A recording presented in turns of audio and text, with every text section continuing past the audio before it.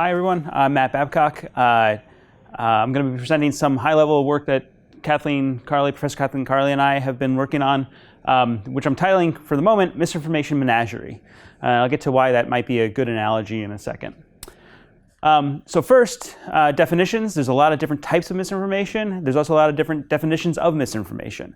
For this talk and for our work, we're using a broad definition of misinformation that includes both intentional and not intentional originating and spreading of different misleading or false information.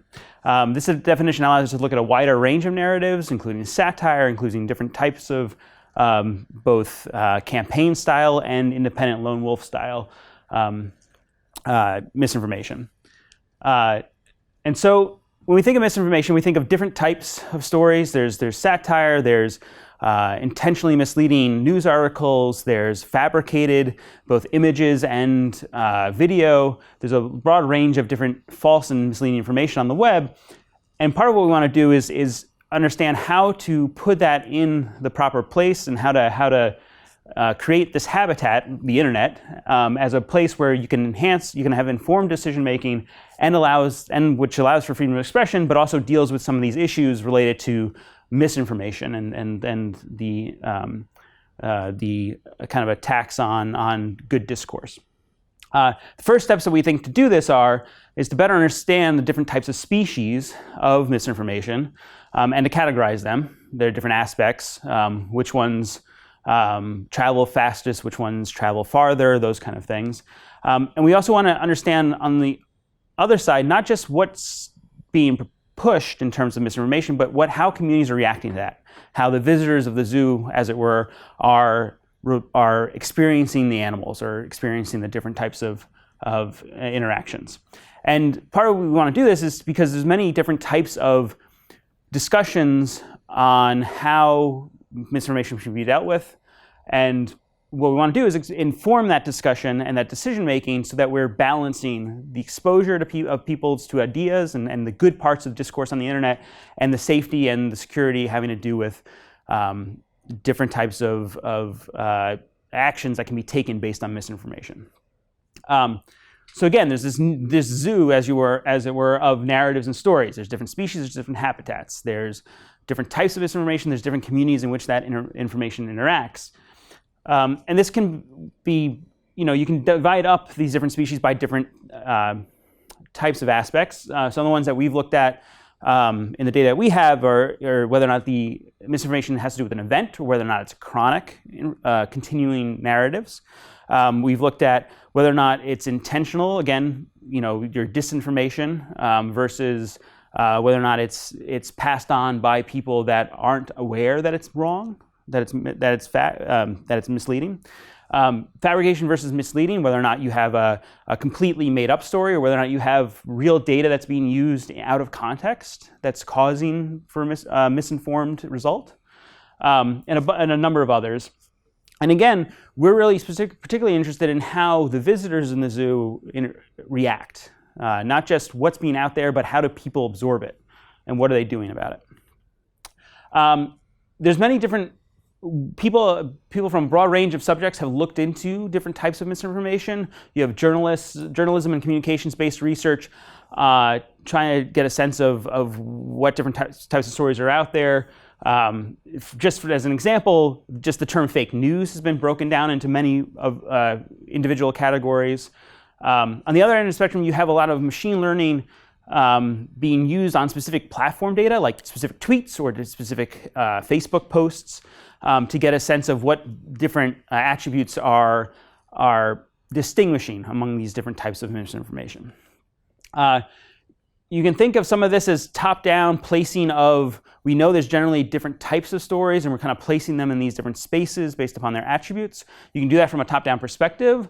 One example of that is shown on the screen, where we're taking this axis of whether or not it's easy to debunk the information versus whether or not the information is making a specific claim, which are different things. They can be related. As you can see, a lot of these kinds of the different types of false information that we know about kind of can line up on a lot of these on this axis of, if it's easy to debunk, it might be because it's ambiguous. It's not ambiguous. It's unambiguous. Though there are some places where that's not true, for instance, in fake personas or deep fakes where the claim being made is very apparent, but how much you should trust that claim is very hard to detect. But this is another example of kind of, again, top-down. We have a bunch of different types of information that we think exist out there, and we kind of want to place them in a general kind of theoretic way. What we've done is we've done a kind of more bottom-up approach where we've looked at a lot of different types of stories on Twitter and are looking at more. We're specifically using Twitter as one of the main kind of areas of discourse or places of discourse in the current society. And we've been looking at these examples for a number of different reasons. And what we found, and what I'm going to show, is some ideas of, okay, how do we then place these bottom-up stories within these different kinds of frameworks?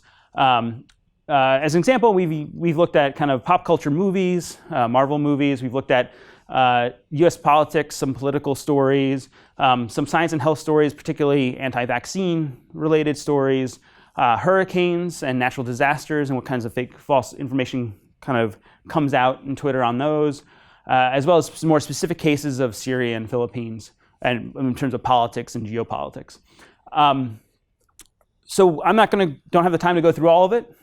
So we're going to show just an example of kind of taking a space of these different type of aspects of the animals and getting a sense of where different animals line up, or how different types of misinformation are related to each other. So looking at an axis of level of coordination versus level of fabrication. So coordination meaning, is this campaign being pushed by a group of people with a plan of action, or is it being pushed by Joe Schmo internet user who just wants to share this, might be intentional, might be unintentional, versus the kind of level of fabrication. So how is it a completely made up story, or again, is it this idea of I've taken an anecdote out of context, I've taken data out of context, I've made an analogy that's stretching the limits of whether or not the analogy works, much like zoos and misinformation, for example. And so we want to look at how some of the stories that we've collected from the bottom up have kind of are placed in this area, in this space. And so we've done that. And you can see on the screen that you have a number of different types of topics and specific stories. The topical engine gives you a sense of what kind of context those stories are in. And you can see a general trend of having the more full teams you have, or the more higher level coordination, the less likely you're going to have outright fabrication, at least going from what our examples. That's not always the case. You have some instances of misinformation such as Pizzagate or anti-vax causes that tend to have more organized pushes for them, but that are also much more likely to be complete fabrications of stories. And so the idea here is that there's many different axes. It's really a multidimensional problem.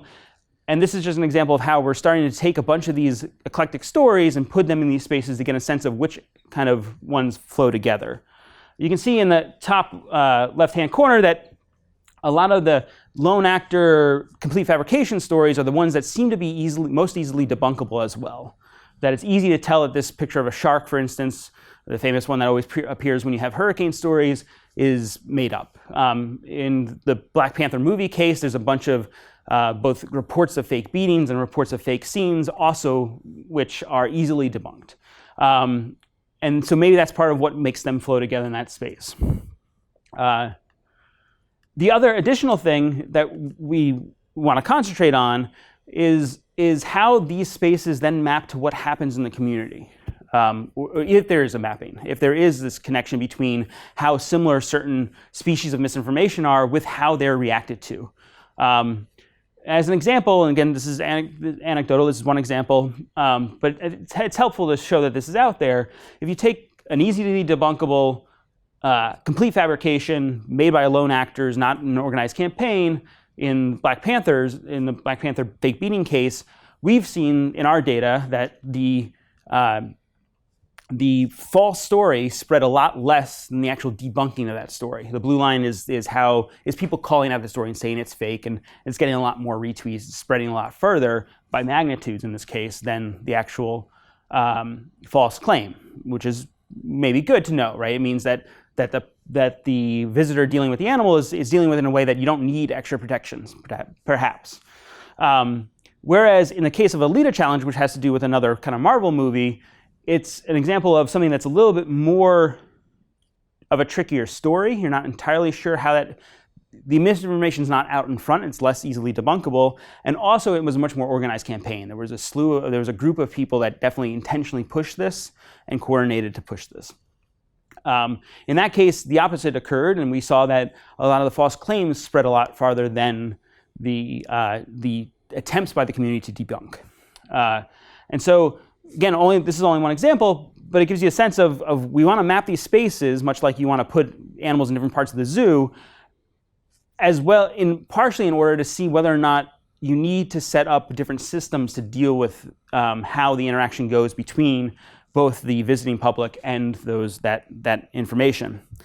And so, again, this quick kind of overview of things, but what we try to want to do is we're continually collecting more stories of different types, especially on Twitter, but also on other platforms. We want to, again, use this information and these mappings to try to figure out how do we best kind of inform the design of interventions. You don't want to cage every misinformation story because sometimes misinformation is used as parable or as satire, in which case you want to make sure that you're using the proper, that basically you're not creating the old school menagerie, which was a very top-down system, and you want to create more of the wildlife refuge, in a sense. You want to let people express themselves, but also kind of get a sense of where there's danger and where there's not. Again, it's a multidimensional analysis. I just showed a 2D representation a couple of times, but there's much more of a complex mathematical way of looking at some of this information that we're going to do. There's a general sense of the ecosystem of how these different stories interact with each other, not just how similar they are to each other, but how they interact, which is another avenue that we're going to pursue.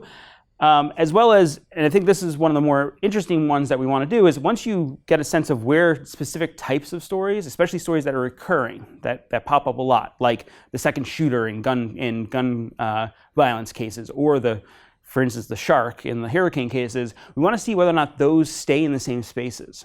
Are they ones that always are used by lone wolf type folks that are just expressing misinformation, not trying to really accomplish much, or do those then get used and get incorporated into larger and more organized campaigns? So it's kind of a broad overview, but that's kind of the general direction of our work, and thanks.